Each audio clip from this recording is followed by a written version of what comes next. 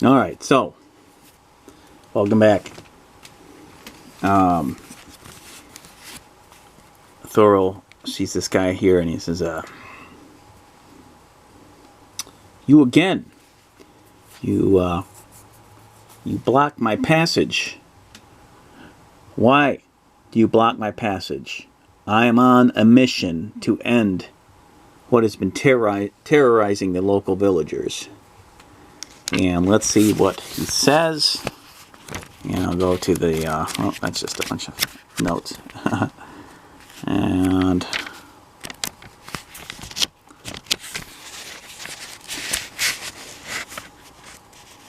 first of all, let me roll the kind of dungeon this is.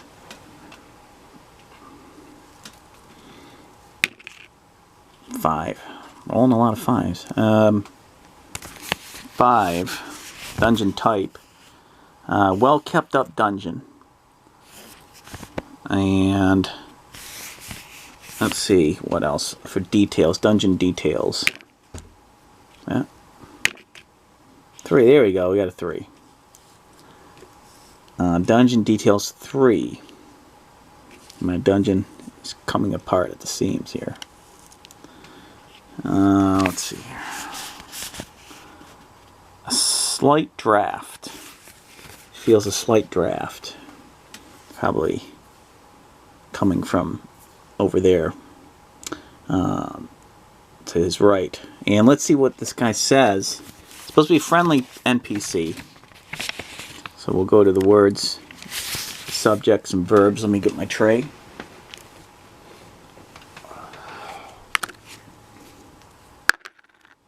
Two. There we go. The mythical 2 that I have not been rolling.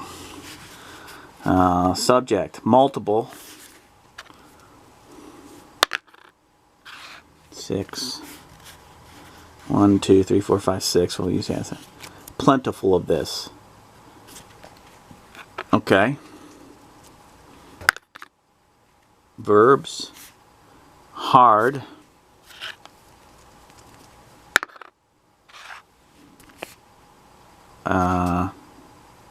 Trips. Okay, so there's multiple of this. I'm going to say that there's multiple. There's a whole bunch of treasure in the room to the right. And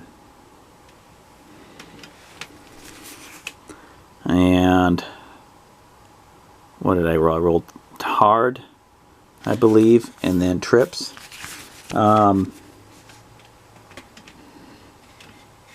But it's protected by something that has gone in there several times, and it's got a hard blade. So maybe this guy is he's scared to death. He's scared about what's in there. And well, Thorin looks around. He doesn't see a door. And so he figures out, I'll just say, there must be a hidden entrance. And he looks around and where's the hidden entrance? He asks the NPC, and let's see if the NPC agrees, or does the NPC know where the secret entrance is? 2.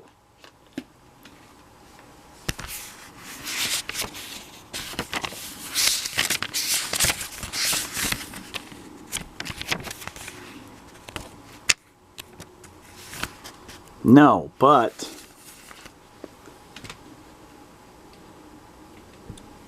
he doesn't know where it is, but he deduces that it must be around here somewhere. Just not exactly where he's been hearing noises. He knows that there's treasure in this castle, And I could roll up a name for the guy, but I'm not going to do that. You know, I haven't come up with an NPC name list yet. So he's going to search, and he's going to search and search and search. And I'm just going to say he finds it because I don't really have a method. You know, when you get to the third room, you get to the third room, that's it. I could do something where he rolls underneath his wisdom and he finds it, but if he doesn't roll under his wisdom, he's kind of screwed.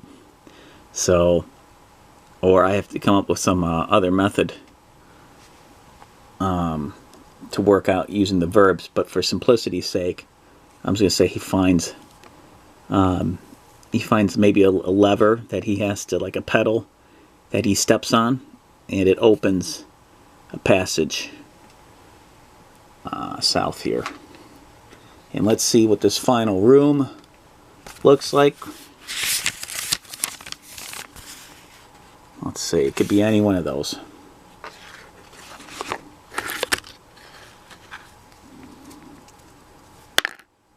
Five. Haven't rolled a 4 in a while. 5. So it's one of these things here. And I can just make I can make it something like that, you know, and at the exit automatically. So let's draw this. Now, since he opened that, well, let's see. It's definitely an encounter, and it's definitely going to be a boss. So let's draw it first.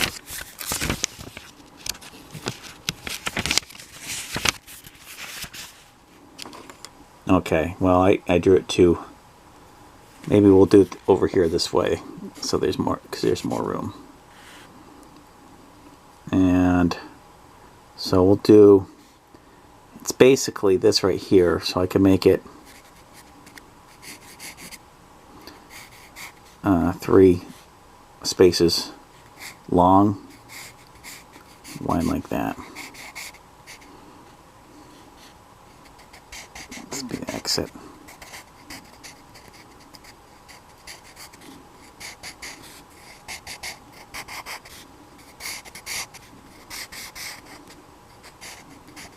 Okay. So Thorin comes into the big room, and I'll go to the boss table, which I haven't fully filled out yet. One, I have an orc, and then I have the giant slime. And then last time I just made a monster on the Mythic Monster creator, the creature creator. Well, I made my own version of that. But so I'm going to make this one an orc. All right, kind of a boring orc, but with a great weapon. He's got a great axe. Just 2d6 damage. It's got 5 hit point minimum on a 1d6, so I'll roll. It's got to be at least a 5, but he can be stronger than that. So it's got, okay, it's just 3. So he's got a minimum of 5 hit points. So let me set up the room.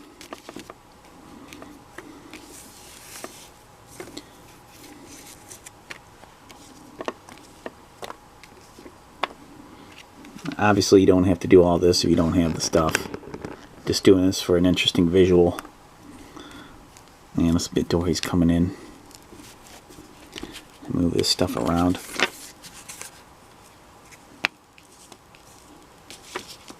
Really, I should describe the room first before I get to the monster.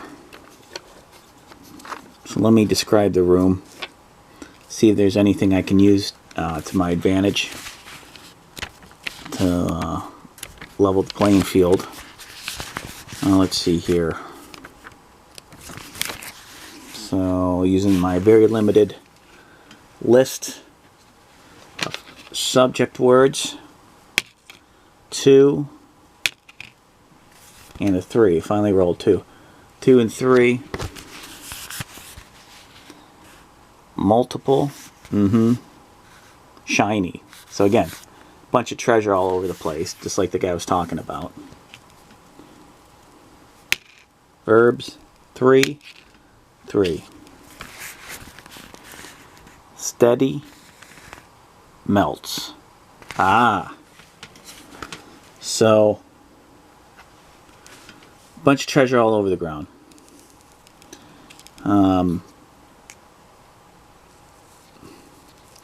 Maybe the orc is using some kind of maybe there's like a smithing machine, or like there's a fireplace. That's what's going on. There's a fireplace in here, so that informs the decoration. Let's see if I can find the fireplace. Yep, here it is. I don't know if you can see that, but there you go. It's supposed to be fire. So he's doing some kind of smelting with the gold. Maybe he's making some kind of a gold weapon. Maybe he's fascinated by the whole process. There's a whole bunch of treasure, and I'll put a treasure chest here. Just use your imagination. There's gold coins all over the place. Maybe the orc's gone crazy, or maybe it's just fascinated by the gold. It's got gold sickness, and the orc sees me as an intruder, and it's time to fight. And Thorin gives him the chance. He raises up his longsword. I believe he's got a longsword, and yeah, does 1d6 plus 1 damage. And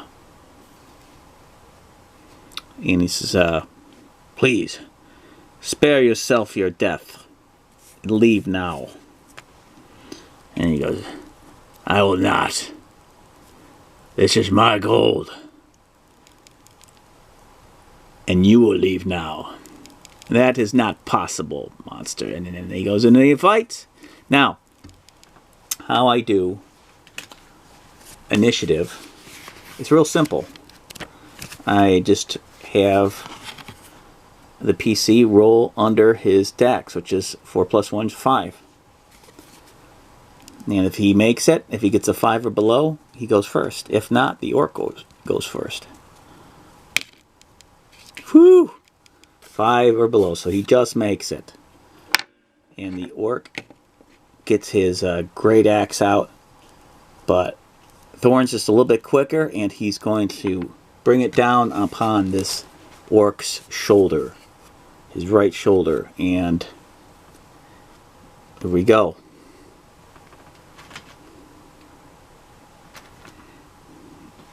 And what happened to the dice? Okay. So he needs to get, let me look at the armor class of the orc. Again, it's really simplified for this system. Uber simplified. And boss's orc, AC 3. But he gets a +1 to hit because of his dex. Huh! Hits! And let's see how much damage he does.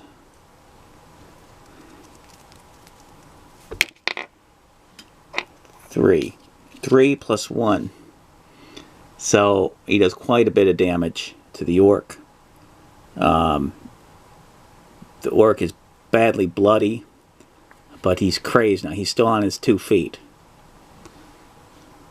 He picks up the great axe over his head in a possible final stroke of rebellion. And let's see. The orc has to get a 5 or higher to hit Thorin. No, I'm sorry. 6. He's got to roll 6 because it's 5 plus 1 because of the dex. 6. 1. He fails miserably. And Thorin sees it coming, sidesteps out of the way, and he counters, and he stabs the creature into the stomach and see if he gets through the armor. And the fireplace going. And the fireplace is just kicking up embers all over the place. This very violent, desperate battle. 3. And he's able to get through the armor of the orc. He stabs him. It only has 1 hit point left, so it's on its last legs. Let's roll again. 1 is just enough, plus the 1 damage he does because of his strength. And coughs out blood as the sword goes through its stomach and penetrates through the armor. And he spits out blood and he withdraws. Thorn withdraws his sword. And the orc drops to the ground, dead. And Thorn looks around and looks at all the gold. And this is where the chart comes in. Since it's a final boss layer, I'm going to say, alright, he finds 1 gem in all the gold. Alright, worth D66, so 24, worth 24 gold. 1 gem worth 24 gold. I'm going to roll again to see if there's a special magical item. If he rolls a 6, there's a magical item in this room or chest. No, there isn't. So he finds 1 gem and a whole bunch of scattered gold. Let's roll to see how much gold is scattered. I'm going to ask, is it more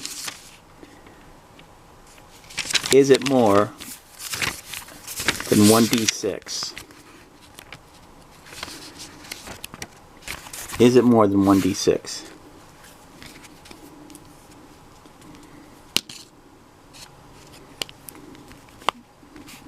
Yes, but some of it's melted and hard to get out of the cracks, or some of it's in the fireplace. Okay, so it's more than that, so it's going to be at least 2d6. Is it more than 2d6?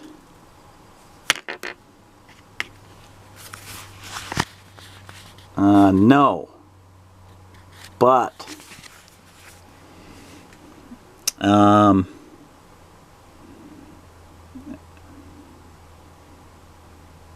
let's see.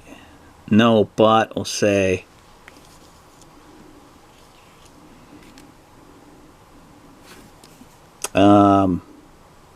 there could be other valuables in the room. So maybe there's some expensive decorations here that he can get some money for. How many decorations are there that he could get money for? Well, and we'll just think of something, maybe curtains or something. Fine silk. There's 1. All right. So we'll say fine silk curtains above the fireplace. And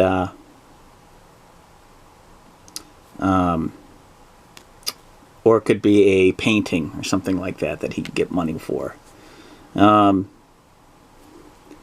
So he takes that. Thorn rips down the curtains, and he takes all the gold that he can, that he can manage to grab. Let's see how much gold he's got along with the gem. 2. Alright. So that's 2 plus 1, that's 3. It's not that much. Well, a lot of it went into the fireplace. So maybe there was more at the time, but the orc was using it to... oh, maybe not the curtains so much. We'll just say, remember I was saying that story about the orc having he was smelting the gold down to make some kind of weapon. That's probably what it was. So not the curtains, we'll say it was the weapon that the orc was smelting in the fire. And he was obsessed about it. He had gold fever. So Thorn takes that, and he takes the gem worth 24 gold, along with the what was it, the 3 and a 1 and the 4 gold that he found on the ground. So I'll jot that all down, and then I can just wrap up the adventure there, have him leave, have him go through the exit that I wrote. Or I can have him go back, talk to the NPC a bit more about why, you know, are there other orcs, you know, so I can expand the story that way. I can, you know, make a NPC name list, you know, and continue the story with that guy. And Thorn makes his way out of the exit. 3 room. Now, again, when I did the 6 room, he fought a bunch of bats, and he almost had a wandering monster almost every room. This one he didn't, so I tried to make it interesting at least with the atmosphere when he got to this room. I should have rolled it for this room. Just to set the immersion, and the NPC, you know, talking with him, having a suspenseful interaction where, you know, why is he holding back so much? And it's probably because the guy was scared. He wasn't sure if he could trust me. And that's one of the things I like to do too, is just kind of wrap everything up and ask, why was this guy acting like this if he's a friendly NPC? What was that orc doing there? And tie it all together, and then I can write it in a journal what happened there. And so there you go. It's 1d6 RPG. Still work in progress, but you can see the potential of it. And I'm going to refine some things, add some more, maybe an NPC list, name list, maybe another class. Maybe I'll go to do the wizard class or something. But I'll refine it a bit more, come up with some more. You know, it's 1d6, so I'll come up with some more boss monsters. I thought that was fun. You can really kind of make it happen. As long as you got a decent little oracle system. You got to get used to using oracles in your solo games. And you have some kind of visual, that always helps. This is part of my homemade Hero Quest set. And, yeah. I mean, you could just play it, and that's how I did the first one. I just played it, you know, on the page, and that's fine and everything, but the visual is kind of nice too, and write notes about everything you encounter there, and it's all self-contained in this book. And you can just, like I said, if you don't have your dice with you, use a 1D list, a 1d6 chart, close your eyes, boom, there you go, got a 2. Thanks for watching. Let me know what you think. Any questions, comments, you know, ways I could improve it. I don't know. But I thought it was fun. It was a nice little break from reviewing other systems. And again, it kind of came to me when I was on my lunch break. And yeah, this also could be used with almost any other system. As this kind of addressing and a shorthand, if you just don't want to go through all your rulebook pages, you want to simplify it. This chest is trapped. 1d6, it's got an exploding chest. There's acid on the lock, you know, so it's all ready to go. So if you're a DM, this is good as well. Traps on the floor. What kind of thing on the floor? Fall from above. Something from above falls down. Let's see. Some of the walls move to crush. Arrows in the walls. Yada yada. So stuff like that. System agnostic. The quests. 1d6 quests. Real easy. And just having a handy verb and subject 1d6 list. Like I was able to... Some of it was really a stretch, but I was still kind of able to grab some verbs and subjects and some subjects to make it happen, and it worked out fairly well. Again, it takes a little bit of practice with your solo questing. And yeah, the 1d6 backstory, that's a really good quick way to come up with a quick little ditty for your character to make them a little different, stand out, maybe have it tie into the game somehow. So yeah, thanks for watching. Keep on solo questing. And maybe you'll come up with your own little system that'll help you. Thanks for watching.